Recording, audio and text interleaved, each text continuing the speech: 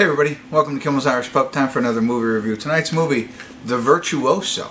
So, Red Box decided to get an hour and 50 minutes long.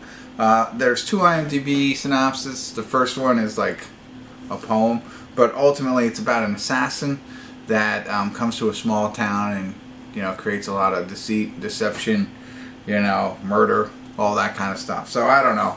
4.9 on IMDb. 2,000 people have rated it so far, so low expectations. We do have Anthony Hopkins in it, David Morrissey, and Abbie Cornish. So there's some of the names I recognize. I don't know.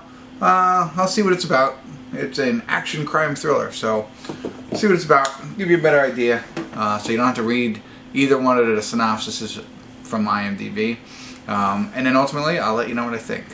Stick around. Typically, they prefer love. Hey everybody, we're at the credits of The Virtuoso. No check-ins tonight. I don't know. So basically, the way it's set up, Anthony Hopkins is our boss, right? And then our main character, which I forget his name. I don't know. I've seen him in other things, but anyway, he's the assassin, right? And the whole movie is kind of narrated by him. So he's talking about, him being an assassin and the process that he goes through and everything that he does, which was kind of interesting. Every movie makes, you kind of know why he's making it. So I thought that added an interesting element to it, So that was good. And then the whole beginning was like that too, because he was alone, he was up in his cabin, so it was really just about him narrating. But then as the movie progressed and he did other things, he talked about it, and I liked it. Okay, I did like that part. But Anthony Hopkins, basically, he assigns him different jobs to do. And, they have this, which doesn't make a lot of sense, but he talks through it, narration, that, hey, you're just going to get a time and a place and maybe a code word or something like that, but you're not going to know who you're supposed to assassinate. That seems ridiculous to me, and that's what the whole movie's about. He goes into a diner where there's a couple of people, and he's got to figure out who the right person is to kill, of everybody who's there. And, it's not going to happen there, but he's got to figure it all out. And so that was really the gist of the movie. And 80% of what had gone on, he gets assigned to do this, and now he's going through in this small town or whatever. It's really, there's no town at all. It was just a diner and then a hotel. They're the only two locations. A house was another thing. But that's it. There's like 3 locations of the entire movie that I can remember, besides his cabin in the beginning. And he's trying to figure out who he's going to kill. And he's talking you through everything. And some of it really doesn't jive, He's assuming everybody's involved somehow, some way, whatever.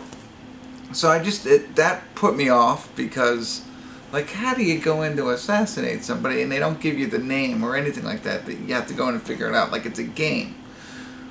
So, whatever, that was their idea here. Now, it's all done for a reason,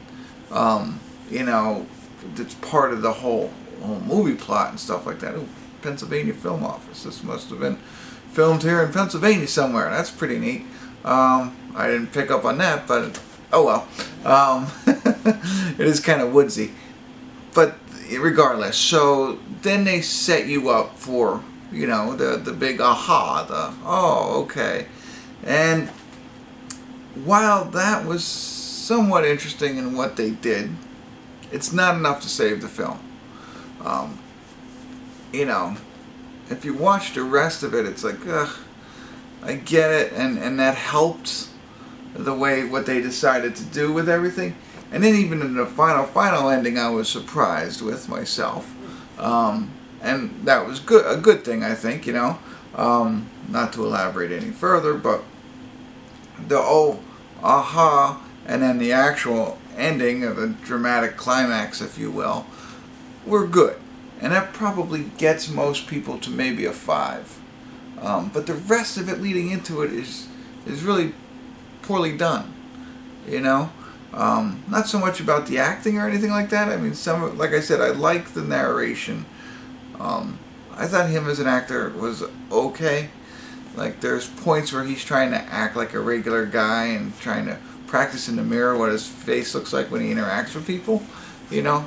But, you know, so that, but the whole figure out who you're going to kill thing just, and that was the basis of the movie, just didn't resonate with me. I didn't like that. So, I don't know. Definitely, for me, not worth. I mean, Redbox is cheap, so, you know, you can go with Redbox, which is fine. Me, you might want to just wait this one out and look for something else. Abbie Cornish looked a little bit different in this one than I've seen her in other things, and I didn't really like her character. You know, I don't think there's anything wrong with her acting, but I just didn't like their character. So there you go. All right, I don't know if I've given you enough information. It's not a good assassin movie in my book. It's a waste of Anthony Hopkins in a minimal role in my book. I did, however, like the narration pieces to get a little insight, but that's it. That's all I got for you. Hopefully that was helpful. I would avoid it if I were you. Definitely don't pay for it. Wait for it. And then check it out when you can get it for free, when it comes on HBO or Cinemax or wherever. But let your friend pay for it. Definitely not. If you're going to look for a movie, look for something else. That's it. So I got for you. Hopefully I was helpful. So, you know, you can always drop me some comments. Love to hear your thoughts. If you haven't already, subscribe to my channel, of course. Make sure you continue to tune in. Kimmel's Irish Pub.